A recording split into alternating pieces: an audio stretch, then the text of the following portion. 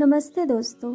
आज हम श्री हरिवंश पुराण के विष्णु पर्व के 17वें अध्याय का वर्णन सुनेंगे, जिसमें भगवान श्री कृष्ण द्वारा इंद्र यज्ञ का बहिष्कार करने के बाद भगवान श्री कृष्ण और गोपों के बीचों का संवाद बताया जाता है, जिसमें इसका वर्णन है कि भगवान श्री कृष्ण को गोप क्या उत्तर देते हैं।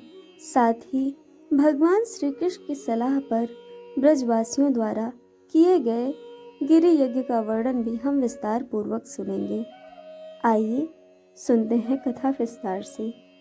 वैशंपायन जी ने कहा, दामोदर के वचन सुनकर गोप बहुत प्रसन्न हुए और उनके अमृतमय शब्दों के सच्चे अर्थ से अवगत होने पर उन्होंने निसंकोच उत्तर दिया, हे बालक, गायों की संख्या में वृद्धि और ग्वाल बालों के कल्याण के लिए तुम्हारी यह समझ देखकर हमें अत्यधिक प्रसन्नता हुई। हे कृष्ण, आप हमारे मार्ग, आनंद और शरण हैं। आप हमारे दिलों को समझते हैं और बड़ी आपदाओं में हमारे रक्षक बनते हैं। आप हमारे मित्रों के मित्र हैं। आपकी कृपा से ग्वाल बालू की यह संपूर्ण बस्ती रमणीय गोकुल शत्रुओं से वंचित हो गई है और शुभता से परिपूर्ण होकर यह स्वर्गलोक की नगरी के समान हर्ष और उल्लास के साथ रह रही है। आपके जन्म से लेकर देखने योग्य और दूसरे के लिए करना असंभव इन कार्यों को देखकर और आपके घृणित शब्दों को सुनकर हमारा मन आश्चर्य से भर गया है। जैसे पुरंदर देवताओं में से हैं, वैसे ही आपने अपनी अतुलनीय शक्ति और शक्ति प्रसिद्धि से मनुष्यों के बीच सर्वोच्चता हासिल कर ली है। अपने प्रचंड शक्ति और परम तेज से आपने प्राणियों में उसी प्रकार श्रेष्ठता प्राप्त कर ली है, जैसे देवताओं में सूर्य ने, जैसे चंद्रमा देवताओं में प्रधान है, वैसे ही तुमने भी अपने अनुग्रह, सौंदर्य, मनोहर मुखमंडल और मुस्कान के कारण मनुष्यों में प्रधानता प्राप्त की है। बल, ओज, शरीर और लड़कपन में किए गए पराक्रम में केवल कार्तिकेय ही आपकी बराबरी कर सकते हैं। मनुष्यों में तुम्हारी बराबरी करने वाला कोई नहीं है।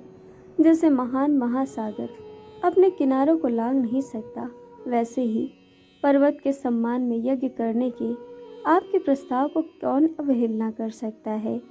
अब गाय ग्वालों की भलाई के लिए आपके द्वारा शुरू किया गया गिरि यज्ञ इंद्र यज्ञ के स्थान पर हमारे द्वारा किया जाएगा। दूध के स्वादिष्ट पकवान तैयार किए जाएंगे और पीने के स्थान पर सुंदर घड़े रखे जाएंगे। विशाल नदियों और द्रोणियों को दूध से भर दो और इतनी मात्रा में विभिन्न प्रकार के भोजन और पेय पदार्थ पर्वत पर ले जाओ कि गोप 3 रातें बिता सके। सभी ग्वाल बालों, भैंस तथा अन्य पशुओं के साथ भरपूर इस यज्ञ को तुरंत शुरू किया जाए। इसके बाद प्रसन्न गौवंश के साथ साथ ग्वाल वालों का पूरा गांव उल्लास से भर गया। तब तुरही की ध्वनि, बैलों की गर्जना और बछड़ों की चिंगार से गोप बहुत प्रसन्न हुए। वहां दही की झीलें, घी के भंवर और दूध की नदियां बन गई और उबले हुए चावल का पहाड़ जैसा संग्रह पहाड़ पर ले जाया जाने लगा। इस प्रकार गिरि यज्ञ वहां के सभी ग्वाल बालों द्वारा किया गया। वहां प्रसन्न गोप और सुंदर ग्वाल बालियां उपस्थित थीं। वहां सैकड़ों भोजनालय स्थापित किए गए। वह मालाओं, विभिन्न प्रकार के सुगंधित और धूप बत्तियों से भरपूर था। यज्ञ की विभिन्न सामग्रियां वहां विधि पूर्वक फैलाई गईं और इस प्रकार शुभ समय में गोपों ने ब्राह्मणों के साथ मिलकर गिरि यज्ञ मनाया। यज्ञ की समाप्ति के बाद कृष्ण ने अपनी मायावी शक्ति से पर्वत का रूप धारण कर उस उत्तम चावल, दही और दूध का भक्षण किया। वहां भोजन करने से ब्राह्मण भी प्रसन्न हुए और उनकी सभी मनोकामनाएं पूरी हुईं और वहां प्रसन्नता पूर्वक आशीर्वाद के श्लोक कहते हुए वे चले गए। दिव्य रूप धारण करके और उस यज्ञ में अपने मन से भोजन और पेय ग्रहण करते हुए भगवान कृष्ण ने मुस्कुराते हुए कहा, मैं संतुष्ट हूँ।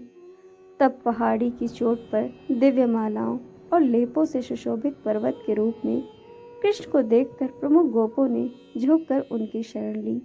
सर्वशक्तिमान भगवान कृष्ण अपने वास्तविक रूप को पर्वत से छिपकर झुके हुए गोपों के साथ स्वयं की आराधना करते थे।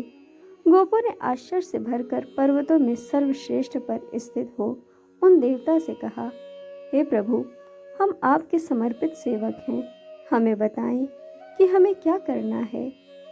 उस समय श्री कृष्ण ने उनको पहाड़ से निकले हुए वचनों के उत्तर में दिया, यदि तुमको गायों पर दया हो तो आज से मेरी उपासना करो। मैं तुम्हारा हितैषी प्रथम देवता हूँ, जो सभी कामनाओं की वस्तुएं प्रदान करता हूँ, और मेरी कृपा से तुम्हें करोड़ों बहुमूल्य गायें प्राप्त हुई हैं। यदि तुम सब मेरे भक्त बन जाओ तो मैं वन में तुम्हारा कल्याण करूँगा और तुम्हारे सानिध्य में स्वर्ग की भांति आनंद उठाऊंगा। मैं प्रसन्न होकर नंद तथा अन्य प्रमुख गोपों को ग्वाल बालों द्वारा प्राप्त करने योग्य अपार संपत्ति प्रदान करूंगा। गाय अपने बछड़ों समेत मेरी प्रदक्षिणा करें, फिर मैं सर्वोच्च सम्मान प्राप्त करूंगा। तब उस उत्तम पर्वत की शोभा बढ़ाने के लिए गायें और सब बैल झुंड झुंड करके उसे घेर लेते थे। तदनंतर मालाओं से सुसज्जित, शिरों पर पुष्प मालाओं से सुसज्जित तथा पुष्पयुक्त अंगदों से सुसज्जित असंख्य गौवें प्रसन्नता पूर्वक शीघ्रता से उनकी प्रदक्षिणा करने लगी। अपने अंगों पर विविध रंगों का लेप लगाए हुए तथा लाल और पीले वस्त्र धारण किए हुए ग्वाल बाल उन गायों का पालन पोषण करने के लिए उनके पीछे पीछे चले। उस अद्भुत सभा में मोर पंख वाले अंगदों से सुशोभित बाल, केशों को बांधने में सुव्यवस्थित डोरियां और हाथों में अस्त्र शस्त्र लिए हुए शोभा पा रहे थे। कुछ दूध वाले गायों को नियंत्रित करने के लिए दौड़ पड़े, कुछ खुशियों से नाचने लगे और कुछ बैल पर सवार हो गए। इस प्रकार उचित क्रम में जब वह उत्सव समाप्त हो गया तो पहाड़ी के अवतारों वाले देवता अचानक गायब हो गए और कृष्ण भी गोपों के साथ ब्रज लौट आए। इस प्रकार जब गिरि यज्ञ की स्थापना हुई तो सभी ग्वाल बाल, बालक और वृद्ध लोग उस अद्भुत दृश्य को देखकर आश्चर्य से भर गए और मधुसूदन की महिमा का गान करने लगे। तो दोस्तों, इस प्रकार से हरिवंश पुराण का 17वां अध्याय पूर्ण हुआ।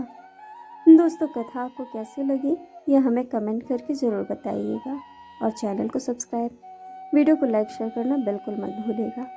वीडियो देखने के लिए आप सभी का बहुत बहुत धन्यवाद। जल्द ही मिलेंगे कथा के अगले अध्याय के साथ।